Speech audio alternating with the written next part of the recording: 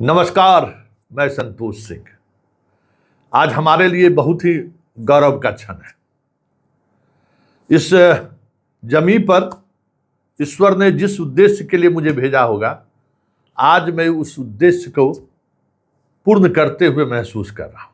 बद गजब। और हो भी क्यों ना हो भाई, जीवन में और रखा क्या है। जिस उद्देश्य से मैंने पत्रकारिता की कलम थामी थी, आज मेरे लिए उससे बड़ी गौरव की बात क्या हो सकता है भाई। ऋषुश्री याद है ना, पिछले 1.5 वर्षों से बिहार के किसी मीडिया हाउस में ऋषुश्री को लेकर कोई खबरें चल रही थी क्या? याद करिए। और जिस तरीके से मैं खबर चला रहा था और जिस हद तक इस खबर को लेकर मैंने गया, माननीय आज हाईकोर्ट पटना ने अब ऋषुश्री के खबर करने पर रोक लगा दिया गया। हाईकोर्ट ने रोक लगा दिया कि भाई देखिए, हाईकोर्ट ने रोक लगा दिया। क्यों? उसमें उन्होंने कहा है कि मास्टरमाइंड, इस सब तरह का शब्द का इस्तेमाल मत करिए। नहीं करेंगे माय लॉर्ड, क्या दिक्कत है। और आज से ऋषुश्री पर खबर भी नहीं करेंगे। मेरा खेत थोड़ी चर लिया है या हमारा जमीन जोत लिया है। क्या किया है भाई? ऋषुश्री तो हमको कितना बड़ा ऑफर दिया था, उस ऑफर को स्वीकार कर लेते तभी सिंगापुर और बैंकॉक घूम घूम के जो है हम भी कह सकते हैं कि विदेश घूमने का शौक पूरा हो जाता। बढ़िया बढ़िया कॉकटेल उकटेल सबका व्यवस्था था, लड़की लड़का सबका व्यवस्था था। क्या इस जीवन को छोड़कर जैसो अब आज के बाद माय लॉर्ड कोई खबर नहीं चलेगा, कोई खबर नहीं करेगा। क्योंकि आपने जो अपने जजमेंट के अंतिम पैरा में जो एक बात लिखा है ना, कि जो कन्फेशनल स्टेटमेंट जो उन्होंने, उसके आधार पर आप खबर मत चलाइए। तो माय लॉर्ड चाहेंगे कि आप एक दफ्तर खोल दीजिए हम पत्रकारों के लिए, कि कौन सी खबर चलेगी या कौन सी खबर नहीं चलेगी, वो उसी दफ्तर के माध्यम से पास होकर जाए तो हम लोग खबर चला देंगे, कोई दिक्कत नहीं। और इस खबर को लेकर हम सुप्रीम कोर्ट भी जाने वाले नहीं है। आप रोक लगा दिए, रोक लगा दिए, मेरा क्या है। हाँ, लेकिन ये मेरे जीवन में पहली बार नहीं हुई है। मुजफ्फरपुर बालिका गृह, इस मामले में भी एक माय लॉर्ड खबर चलाने पर, खबर दिखाने पर रोक लगा दिया था। मामला हाई कोर्ट से सुप्रीम कोर्ट गया था, फिर जो हुआ सो कहने की जरूरत नहीं है। तो एक पत्रकार के कलम पर पहरेदारी अगर हाई कोर्ट से हो, इससे बड़ी गौरव की बात क्या हो सकती है। ये तो हमारे लिए बहुत ही गौरव की बात है। ये हमारे लिए बहुत ही गौरव का क्षण है कि अपने 28 वर्षों की पत्रकारिता काल में आपकी किसी स्टोरी को लेकर, आपकी किसी खबर को लेकर हाईकोर्ट तक असहज हो जा रहा है। यह हम इसलिए कह रहे हैं कि मुजफ्फरपुर बालिका गृह कांड का पटाक्षेप से लेके अंतिम परिणति तक किसी एक रिपोर्टर ने लगातार अगर सीरीज में खबर चलाई होगी तो वो संतोष सिंह है। इसलिए उस मामले में जब हाई कोर्ट का ये जजमेंट आया कि खबर पर रोक लगाइए, तो स्वाभाविक तौर पर मुझे महसूस हुआ कि हमला हम ही पर है, हम ही रोका जा रहा है, कोई तो खबर दिखा नहीं रहा था। ठीक इसी तरीके से बिहार की जनता जानती है कि ऋषुश्री कौन है। अगर ये बात हम जन जन तक पहुंचाए हैं, सबको पता है कि वो संतोष सिंह है। किसने जन जन तक पहुंचाया, किसने लोगों को बताया कि ऋषुश्री कौन है। इसलिए हाईकोर्ट का ये आदेश हम महसूस करते हैं कि मेरे कलम को रोकने का ये आदेश है।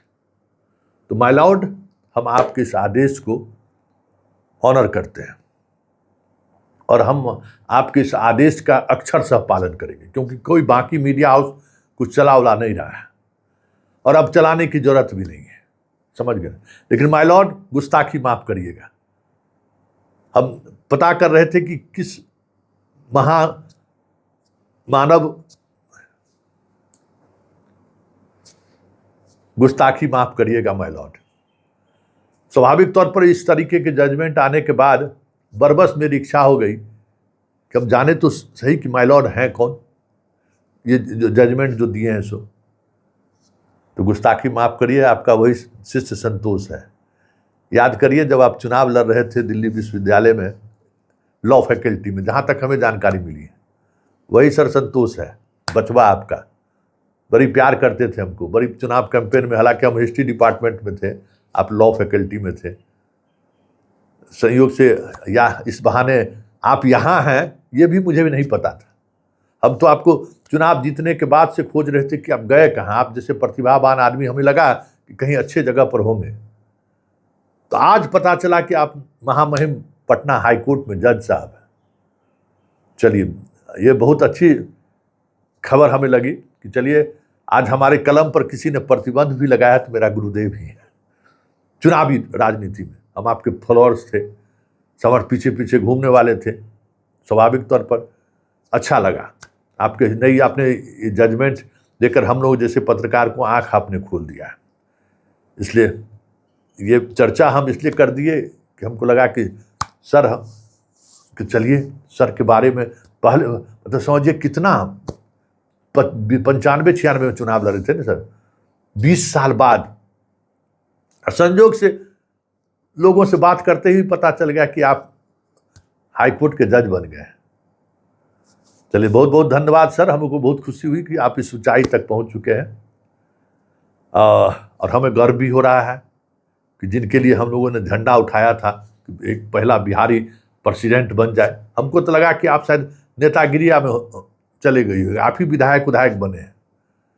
तब हम उस परिवार के बारे में चर्चा जब देखते थे, लेकिन विधानसभा में जब आमने सामने होता था तो हमको लगता था ना ना आप नहीं हैं। आज पता चला कि आप वहाँ हैं। चलिए बहुत बहुत धन्यवाद सर। तो ये हमारे लिए बहुत ही गौरव का क्षण है कि हमारी पत्रकारिता को लेकर हम जो तरीके की पत्रकारिता करते हैं वो पत्रकारिता हाई कोर्ट को पसंद नहीं है, क्योंकि कानूनन इस तरीके की पत्रकारिता गलत है, ऐसा हम इस जजमेंट से लगता है। हालांकि सुप्रीम कोर्ट ने हाई कोर्ट के उस बालिका गृह वाले मामले में जो जजमेंट आया था उसको खारिज कर दिया था। इसमें तो कोई ऐसा कोई मुद्दा ही नहीं है, भ्रष्टाचार का मुद्दा है और भ्रष्टाचार अब कोई मुद्दा रहा ही नहीं, वो इतर बात है। लेकिन एक बात तो है, एक बात माननी पड़ेगी कि समय समय पर इस तरीके के फैसले आने से पत्रकारों को सीख मिलती है कि सिस्टम, सरकार, डेमोक्रेसी, ये सारी चीज़ें किसके लिए है। एक पत्रकार किससे न्याय की उम्मीद कर सकता है? पत्रकार तो भाई भ्रष्टाचार, दुराचार, गलत सरकार के गलत नीतियों के खिलाफ ही लड़ता है, उसी के खिलाफ आवाज़ उठाता है, उसी के चीज़ों को लेकर जो है सो जनता के बीच जाता है। लेकिन अगर उस विधा को या उस तरीके से अगर हाई कोर्ट को ही अगर एतराज़ हो, कोर्ट को ही एतराज़ हो, तो फिर हम पत्रकारों को अपनी शैली में बदलाव करना तो चाहिए भाई, बदलाव कर लीजिए, क्योंकि आपकी ही जिम्मेवारी नहीं है इस समाज को पटरी पर लाने का। और अगर आप पटरी पर लाने की बात सोच रहे हैं तो कानून जहां तक आपको परमिशन देता है वहीं तक आप करिए। ऋषुश्री ने ईडी के सामने क्या बयान दिया? ईडी हाई कोर्ट के सामने ही, हाई कोर्ट को ही 278 पेज का वो ईडी के जुड़े हुए तमाम साक्ष्यों के आधार पर सुप्रीम कोर्ट के कई जजमेंट को कोट करते हुए ईडी ने ऋषुश्री के ही केस में एफिडेविट करके दिया था। और उसी एफिडेविट के आधार पर ऋषुश्री को राहत नहीं मिली हाई कोर्ट से। तो जब हाई कोर्ट का एक बेंच उसी एफिडेविट के आधार पर ऋषुश्री को मतलब राहत नहीं दिया, तो फिर उस डॉक्यूमेंट्स को हम लोग कैसे इस्तेमाल नहीं कर सकते हैं पत्रकारिता के फील्ड में? उस डॉक्यूमेंट्स के सहारे हम लोग क्यों नहीं रिपोर्टिंग कर सकते? खैर, सवाल अब वो रहा ही नहीं है। मतलब अब कोर्ट में दी गई ईडी के एडवोकेट के द्वारा जो 275-78 पेज का जो शपथ पत्र दिया गया था ऋषुश्री के मामले में, जिसको लेकर हम लोग खबर चला रहे हैं, कई आईएएस अधिकारियों की क्या संलिप्तता रही है, कई आईएएस अधिकारियों से ऋषुश्री का क्या रिश्ता रहा है, तो ये इस पूरे फैक्ट को तो हाई कोर्ट के सामने रखा गया है माय लॉर्ड। और उसी फैक्ट के आधार पर ऋषुश्री को हाई कोर्ट से राहत नहीं मिली। वो तो डॉक्यूमेंट्स, जुडिशियल डॉक्यूमेंट्स जजमेंट में भी उसकी चर्चा है। खैर, आपने कहा है कि उस तरीके के बयान को कोट करके आप खबर नहीं चला सकते। तो भरोसा रहा सर, माय लॉर्ड, आज के बाद विश्वश्री पर कोई खबर नहीं चलेगी, क्योंकि यह जिम्मेवारी सिर्फ पत्रकारों की नहीं है भ्रष्टाचार के खिलाफ आवाज़ उठाने के लिए। सारे सिस्टम को मिलकर अगर भ्रष्टाचार के खिलाफ आवाज़ उठेगा तभी भ्रष्टाचार कमज़ोर होगा, भ्रष्टाचार ही कमज़ोर होगा। लेकिन हम लोग उसमें बह जाते हैं, स्वाभाविक तौर पर इमोशनल हो जाते हैं। हम लोगों को लगता है कि हम ही लोग सुप्रीम कोर्ट हैं, हम ही लोग हाई कोर्ट हैं। गलती हो गई होगी। चलिए, फिलहाल इजाज़त दीजिए, नमस्कार।